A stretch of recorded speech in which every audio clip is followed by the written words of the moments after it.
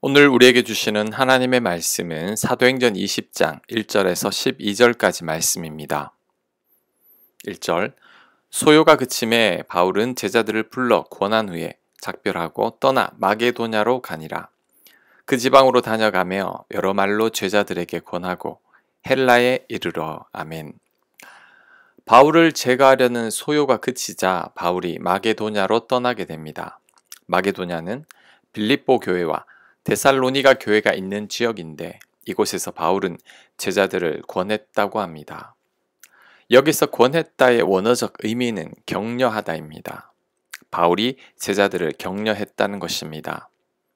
제자들에게 믿음을 잘 지켜내라고 힘과 용기를 준 것이죠. 사람들은 모두가 격려가 필요합니다. 왜냐하면 많은 분들이 삶에 지쳐 있기 때문입니다. 직장과 가정과 세상에서 칭찬보다는 지적을 당하고 격려보다는 책망을 들으며 살아갈 때가 많습니다.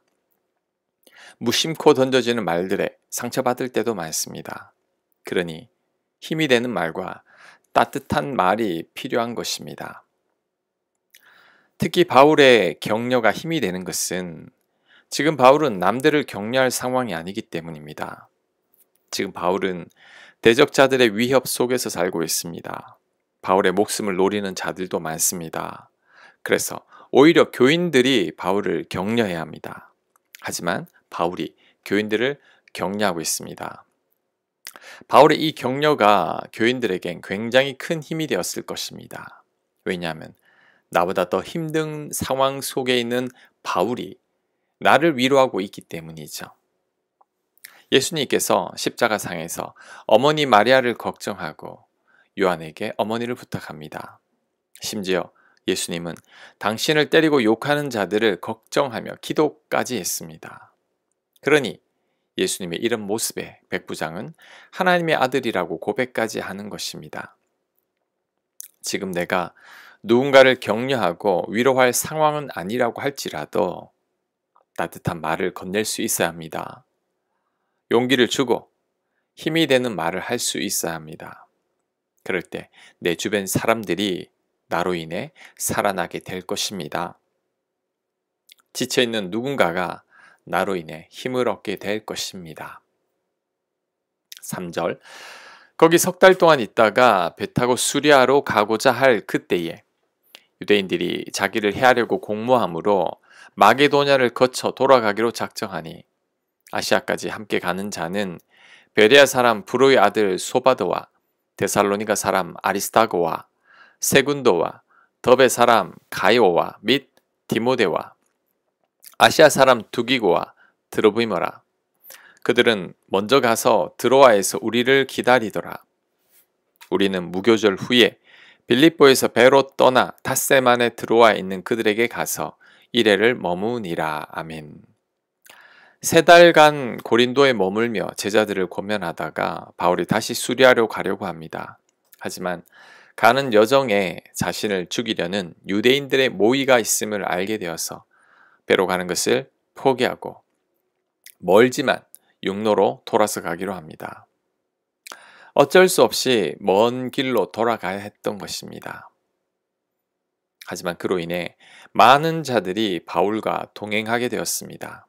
소바도, 아리스타고, 세군도, 가이오, 디모데, 두기고, 드로비모가 동행하게 되었습니다.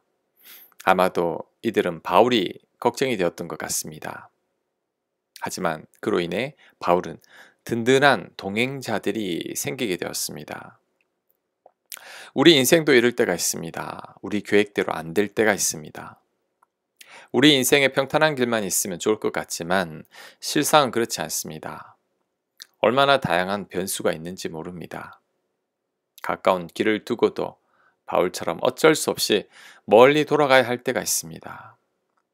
빨리 가길 원했지만 한없이 늦어질 때도 있습니다. 막다른 길에 도달하거나 잘못된 길로 들어설 때도 있습니다. 하지만 이때 조급한 마음을 버려야 합니다.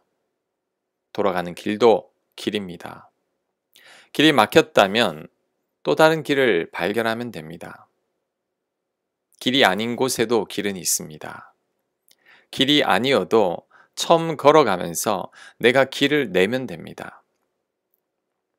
잘못된 길로 들어섰다면 시간은 좀 지체되겠지만 그로 인해 예상치 못했던 경험을 하게 될 것입니다.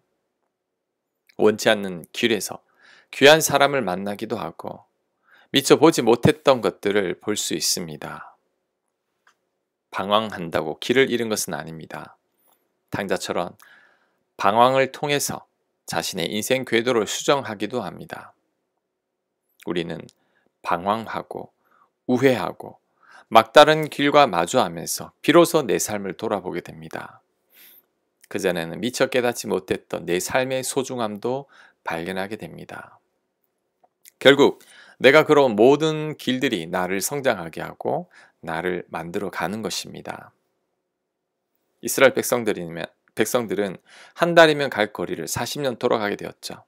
하지만 그로 인해 하나님의 백성으로 다듬어지게 되었습니다. 그러니 좀 돌아가거나 길을 잘못 들어섰다고 해도 절대 좌절해서는 안 됩니다. 후회하거나 걸음을 포기해서도 안 됩니다. 내가 걸어가는 모든 길은 나에게 유익이 됩니다. 내가 걸어온 모든 길들이 보다 성숙한 나를 만들 것입니다. 6절 우리는 무교절 후에 빌립보에서 배로 떠나 닷새만에 들어와 있는 그들에게 가서 이레를 머무니라. 그 주간의 첫날에 우리가 떡을 떼려 하여 모였더니 바울이 이튿날 떠나고자 하여 그들에게 강론할세 말을 밤중까지 계속하며 우리가 모인 윗다락에 등불을 많이 켰는데 유두고라 하는 청년이 창에 걸터 앉아 있다가 깊이 졸더니 바울이 강론하기를 더 오래 하며 졸음을 이기지 못하여 3층에서 떨어지거늘 이렇게 보니 죽었는지라. 바울이 내려가서 그 위에 엎드려 그 몸을 안고 말하되 떠들지 마라 생명이 그에게 있다 하고 올라가 떡을 떼고 먹고 오랫동안 곧 날이 새기까지 이야기하고 떠나니라.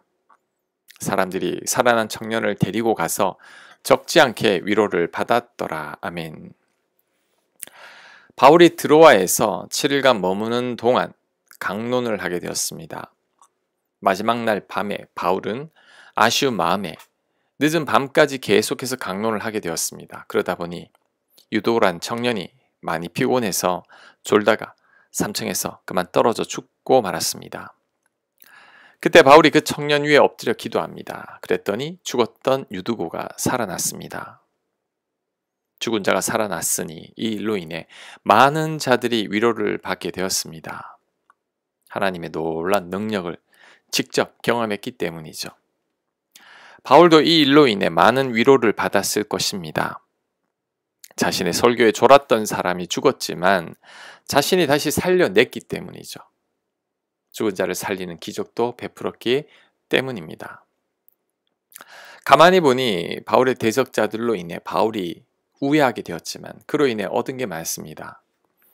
많은 동행자들을 얻게 되었고 다시 빌립보에 방문해서 강론을 하게 되었습니다. 드로아에서도 7일간 머물면서 강론했고 죽은 자를 살리는 기적도 베풀었습니다. 대적자들로 인해 목적지에는 좀 늦게 도착하게 되었지만 그로 인해 얻은 게 더 많은 것 같습니다.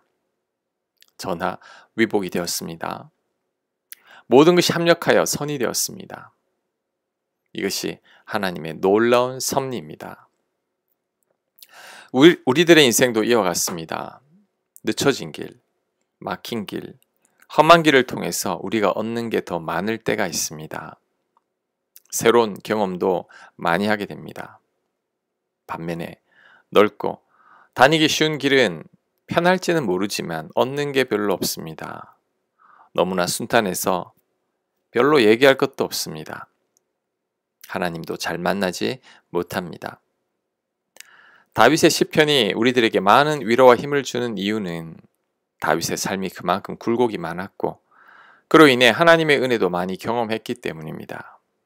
그러니 우리들에게 전해줄 얘기도 많은 것입니다. 다윗이 다양한 길들을 지나다녔기에 다양한 하나님을 간증할 수 있는 것이죠. 그러니 우리들은 우리가 걷는 모든 인생길에 감사할 수 있어야 합니다. 좋은 길은 편하게 걸을 수 있어서 감사하고, 험한 길은 하나님 은혜를 경험하게 해서 감사한 것입니다. 모든 길은 나에게 유익합니다. 모든 길을 통해 내가 만들어집니다. 아멘. 묵상과 적용 질문입니다. 가장 힘들었던 인생 경험은 무엇이었습니까? 그로 인해 내가 얻은 것은 무엇인지 생각해 보시기 바랍니다. 지금 내가 걷고 있는 길로 인해 내가 얻게 될 유익을 생각해 보시기 바랍니다. 기도합니다. 하나님, 모든 인생 경험에 감사하게 하여 주옵소서. 힘든 여정일수록 더 감사하게 하시고 그 길을 통해 하나님을 만날 수 있는 저희들 되도록 역사하여 주시옵소서. 예수님 이름으로 기도합니다. 아멘.